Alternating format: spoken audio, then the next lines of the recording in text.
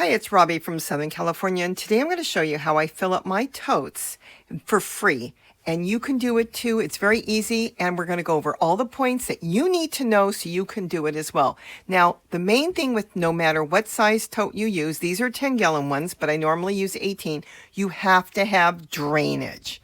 And when you have drainage, you're going to be good, but you're going to have to put the drainage for where you live. If you get a lot of rain, you want the holes low. If you're in a warmer area, you want it higher up. Now, I start here by collecting matter around the yard. It could be wood chips, it could be leaves, it could be branches. And then I add in greens. It doesn't matter what the greens are. It could be brassicas, it could be lettuce, it could be anything around the yard. Just mix in some green leaves and brown leaves. And of course, the leaves that you are collecting are things that you're not going to eat. In other words, you're cleaning your garden by putting it back into nature. What you're doing is you're doing a mix towards the bottom as well as layering. And here I just picked some grass that was growing, weeds in other words, and I keep my weeds to the bottom just in case they grow. Oh, remember the veggie rolls I made? Yes, it's toilet paper rolls. I got the kids to do it. And we stuffed in leaves inside, and earthworms and microbes love that. Now, the reason I like to keep the wood chips and branches and everything on the bottom is to keep the drainage good, and that does help. Put all your muck that we're putting in now a little bit up. So this way you've got a good 3 to 5 inches on the bottom of your leaves and branches and all that. Now I'm just collecting stuff from around the yard. That's all there is to it. And I add in shredded paper. I don't worry if there's some ink on it or whatever. A little bit isn't going to hurt. If you're going to use shredded paper, just don't put it on the very bottom because it might block your hole. So it's just a couple inches up. Now I went into the fridge and I looked around. I found those cookies we didn't eat. I threw those in there. Now this I found in the freezer, and I think it's bananas that are left over. But if I'm not 100% sure, I'm not eating it anyway. So into the compost it goes. You can put anything in there that was once alive. Keep that in mind. Here I had in the back of the fridge this old flour. It's gluten-free flour, but I haven't used it in years. So if I'm not going to use it, let's compost it. Now I'm going to cover this up with more leaf matter I picked up under trees and stuff. There's some wood chips under there and branches that I put on top. Now, more greens. I was trimming around the garden. Now, if you don't have a garden to start with, go trim one of your neighbors' leaves and stuff. Or, get what you can. But the thing is, you can do this for free. And once you start growing, you're going to have all the compost you need. Yes, back of the fridge. Found this old yogurt container. Moldy, rotten, into the tote it goes.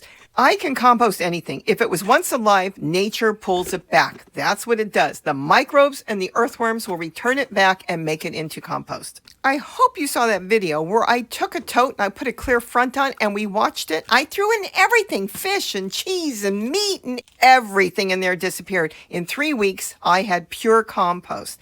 It was amazing, and things were already starting to grow in it. Just a note, I used to throw all my kitchen scraps in a container, and all the seeds that were left over from the kitchen scraps would grow without any soil of any type in there. Now this is kitchen scraps, more toilet paper rolls I'm putting in.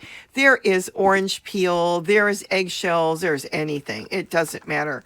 And then I go ahead and I put some more leaf matter on the top. I'm kind of layering it. Now the reason I'm layering it is I'm hoping that I can find some earthworms, and I know where to look. Under a flower pot. Look at this. Oh my gosh. That's a lot of earthworms.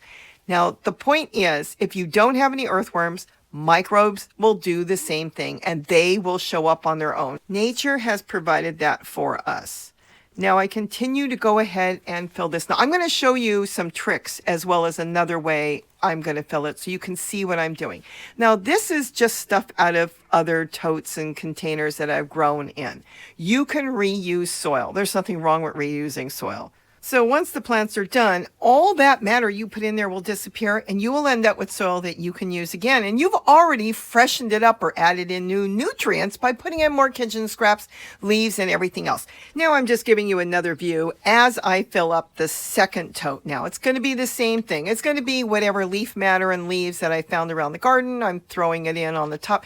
There's no rhyme or reason. It doesn't have to be perfect. You really can't do anything wrong. Even if you put the paper on the bottom, it would still work. So just layer it. You don't turn this. Once you put this together, you leave it alone. I will tell you, I did forget something. I was going to put a pitcher in this because I wanted to have it ready to add more compost. If any of you know that video, you'll know what I'm talking about. I forgot, but I can go back and put that in later. And with all this matter I'm putting in and kitchen scraps and leaves, I don't need to worry about it right now anyways. And there goes everything you saw before, the rest of the paper, the flour that I didn't dump in the other one because it was such a big bag, more leaves because I used the good green part and I'm putting the stems of the green leaves in there, and just loading up everything in there like you saw the bottom view. Now you're seeing it from the top. And once I'm done, I can plant in it right away. I can plant in it anytime I want. I don't wait. But it is good if you can get it set up. So this way, once you've got your plants, you'll have everything set up to grow in. I'm going to show you a few other things when we're done here. This is, again, the leftover soil from another tote. Everything grew in it, but my goodness, everything's in there. It is so good. And I'm going to add in some more earthworms. Now, the earthworms are here in that tote, and they gravitate under a flower pot. But if you go out in the yard or anywhere, even a park, you pick up a rock. If the soil is damp, there's usually earthworms under there. They like to come to the surface, but they want to have something on top because they don't want to be in the air. They'll dry out. So make sure that you grab some damp soil under a rock, because even if you don't see the earthworms, a lot of times there are eggs. Oh, this is some applesauce that I found. Moldy and rotten. I'm going to go ahead and dump that in there because that's all nutrition for our plants.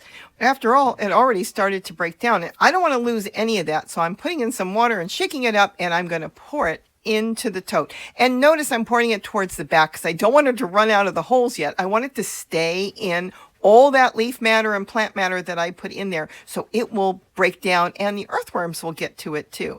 Now, we're just going to start to water all this. We have to make sure we water it even if there's no plants in there. The worms need water. The microbes need water. Water is life. And if you remember to do that, you are doing really good. Now you want to make sure you keep it damp. Not completely waterlogged, but you want to keep water in there, and this will create your free soil. Look what we just did. We filled that up, or I should say I filled it up.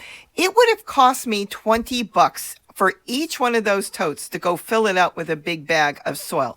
But I just did this all for free. Now I'm showing you two ways I can do this. I can put a lid on it because I'm not going to plant in it right away, but I'm going to do one more thing that works fantastic. You saw it in that red tote. We're going to do it with this. I'm getting a flower pot, just something I had around here with the holes on the bottom. Look how big those holes are. This is perfect. And if you don't have it, oh, this is a little red cabbage. You can use any flower pot you want, just make big holes. It kind of goes back to I forgot to put my pitcher in, so I'm going to do this right now instead with this one tote.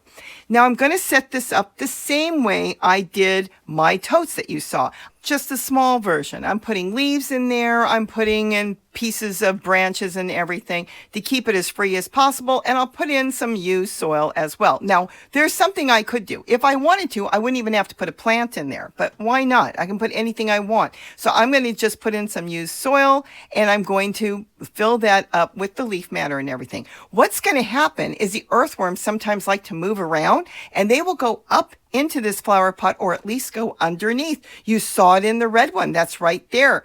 This works great. And you know what? Whatever you put in that little flower pot, oh my goodness, that plant is going to be so excited because the worms are going to go up and down and feed that little plant. You can put lettuce in there, but you know, we're going into summer soon, and so the lettuce will bolt right away. I could put parsley in there. I could do any basil, anything you want. Don't put tomatoes or squash if you're going to put a zucchini in your big tote. You want to keep it kind of something that's not a heavy feeder. And you know what? Cabbage has worked for me, and so has brassicas. You can even put flowers in there, or put some seeds in there of something you want to grow, and then water that pot. That pot will water that tote. It's so easy to do. This is called layering. It's good for whatever plant you're going to put in there, and it's good for the plant that's in the pot. So it works really well. This is it. We are done. We just have to keep it watered, and now we're all set up, ready to go. I can put in a squash, tomatoes, cucumbers, watermelon in either one of those totes. I will keep one large plant per tote. In other words, plants that are heavy feeders, like I mentioned.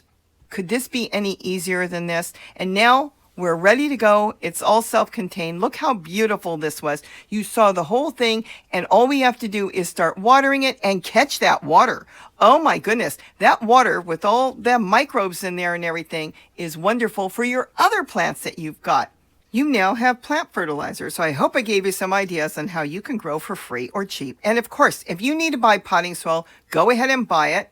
But soon, with all the plants you'll be growing, you'll have your own leaf matter to use. So with that, have a wonderful day, and don't forget to eat what you grow. Bye-bye!